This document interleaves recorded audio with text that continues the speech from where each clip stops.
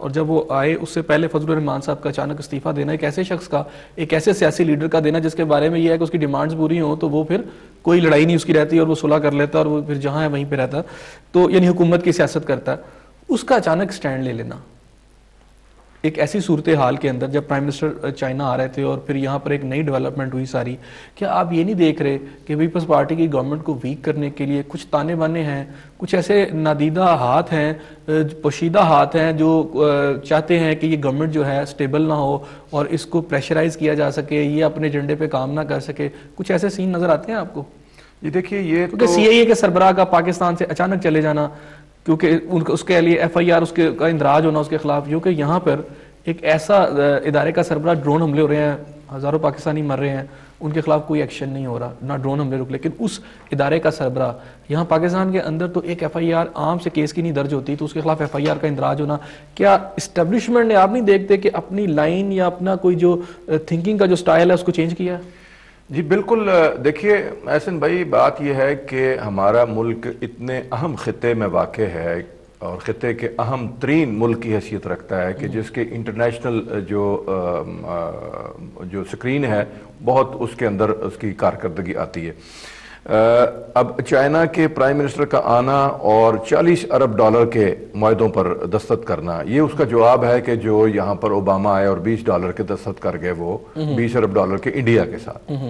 اسی طرح جو ہماری اسٹیبلشمنٹ کا آپ نے رویہ کی طرف اشارہ کیا، وہ رویہ تبدیل ہو رہا ہے. تو یہ وہی اسٹیبلشمنٹ جو 2002 میں جو جنرل مشرف کی زیر قیادت کہتی تھی یہ توڑا بورا بنا دے گا امریکہ پاکستان کو، اب ان کی آنکھیں کھلی ہیں. ہم کہتے تھے، اس وقت بھی کہتے تھے کہ یہاں امریکہ آئے گا، ناٹو آئے گی تو ذلیل اور رسوا ہو کے نکلیں گے، اس لیے کہ افغان حریت پسند قوم ہے، وہ کسی کو قبضہ برداشت نہیں کریں گے.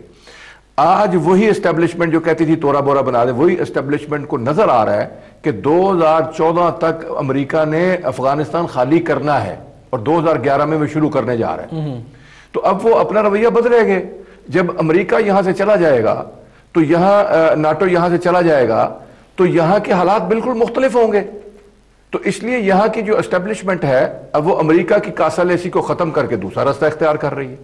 تو یہ تو انٹرنیشنل سین جو ہے وہ بدل رہا ہے، اس لیے ہمارے ملک کے اندر کے جو مورے ہیں وہ بھی اپنے اپنے جو ہے وہ سٹانس بدل رہے ہیں. یہ جو ہم نے 2008 کے الیکشن کا بائیکاٹ کیا تھا، آپ کو یاد ہوگا ہماری تقریریں اور ہمارے بیانات اگر اخبار اٹھا کے، ہم یہ کہہ رہے تھے کہ یہ امریکی ایجنڈے پر الیکشن ہو رہا ہے، یہ الیکشن پاکستان کے لیے اور پاکستانی قوم کے مفاد کے لیے نہیں ہے. اور آپ نے دیکھا کہ یہ بالکل اس کے مطابق ہوا. اور ہم یہ سمجھتے ہیں کہ بے نظیر بھٹو کا قتل جو ہے، وہ بے نظیر بھٹو جب یہاں پر آئیں تو ان کو اس لیے شہید کیا گیا کہ یہاں کے گراؤنڈ ریالٹیز کو دیکھ کر وہ ان معاہدوں سے بدلنا چاہتی تھی جو وہ امریکہ کے ساتھ کر کے. اچھا، ہم یہ دیکھتے ہیں کہ بلوچستان سلگ رہا ہے ہمارا، وہاں کوئی نہ کوئی پرابلمز ہماری رہتی ہیں. فوکس گوادر کا ایشو ہے، چائنا نے گوادر کے اندر آنا ہے اور نظر آ رہا ہے کہ اب گوادر، اور ایک گوادر گرم پانی ایک ایسا ایشو ہے کہ روس کی اس کے لیے جنگ ہوئی، چائنا کا، اور آج امریکہ کی لڑائی بھی ہمیں بلوچستان میں اسی وجہ سے نظر آتی ہے.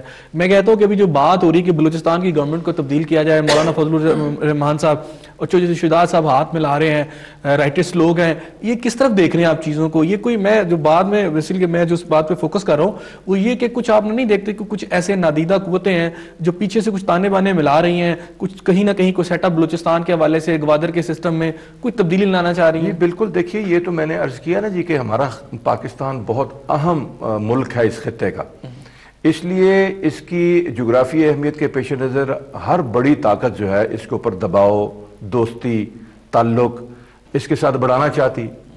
تو پاکستان کے اندر چائنا کے ساتھ، چائنا ہمارے ہر مشکل وقت کا دوست ہے اور ایک ٹیسٹڈ اس کی جو فرینڈشپ ہے.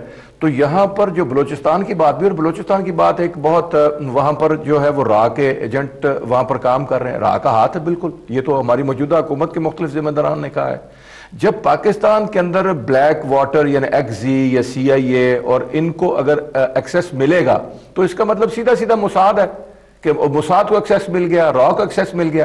وہ لوگ پاکستان کو ڈیسٹیبلائز کریں گے. ہمارے نیوکلیر پاور سے جو ہے وہ خوف زدہ ہے، پاکستان کی جو عوام ہیں ان کی طاقت سے خوف زدہ ہیں. رائٹ. یہ جو تانے بانے ہیں انٹرنیشنل پالیٹکس کے، وہ پاکستانی پالیٹکس سے وابستہ ہیں اور اسی کے مطابق یہاں تبدیلی آ رہی ہے.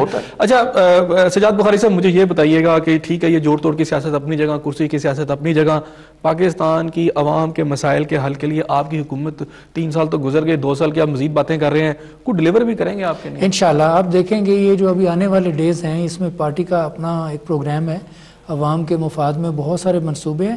آپ یہ دیکھیں کہ انفارچونیٹلی ایسے واقعات ہو گئے جو امیر مقام سے بات کر رہے تھے, وہ بے نظیر وہ جو انکم سپورٹ پروگرام ہے وہ بھی کہہ رہے تھے ساری کرپشن ہے. نہیں وہ تو ان کا ایک موقف ہے, لیکن اس کے ذریعے سے آپ دیکھیں نا 72,000 فیملیز ہیں ان کے گھروں کے اندر پیسے جا رہے ہیں, وہ کوئی ایسی بات تو نہیں ہے جو چھپی ہوئی ہو, اور وہ نادرا کے کارڈز ان کے پاس ہیں اور وہ ایک سسٹمیٹک طریقے سے ہو رہا ہے, کمپیوٹرائزڈ سارا نظام ہے. کہیں پہ اگر کوئی چیز ہے تو اس کو بلیک اینڈ وائٹ میں وہ سامنے لائیں, صرف زبانی اس قسم کی بات کرنے سے کہ وہ پروگرام ہی بوگس ہے, یہ بات ٹھیک نہیں ہے. میں کہہ رہا ہوں اس پروگرام کے ذریعے سے first time in the history of Pakistan اس گورنمنٹ نے پاکستان کو ایک ویلفیئر اسٹیٹ کا درجہ دیا ہے. رائٹ, ہمارا بالکل وقت مختصر ہے. حافظ صاحب آپ بتائیں کہ یہ جو بات ہے کیا یہ حکومت ڈیلیور کر سکے گی؟ دیکھیے احسن بھائی, میں یہ کہتا ہوں کہ جو سینیٹر بخاری صاحب جو بات کہہ رہے ہیں نا جی, ہم کہہ رہے ہیں کہ یہ گورن نہیں کر پا رہے, یہ ڈیلیور نہیں کر پا رہے, یہ کہتے ہیں یہ ہم کرنا شروع کر دیا اور ہم کریں گے. اس لیے ہم یہ کہتے ہیں کہ ان کو جو 5 سال کا مینڈیٹ ملا ہے ان کو 5 سال پورے کرنے دینے چاہیے, تاکہ یا تو 5 سال کے بعد یہ بتائیں کہ ہم نے یہ ڈیلیور کیا ہے, یا پھر عوام کو پتہ چل جائے کہ ڈیلیور نہیں کر پا رہے.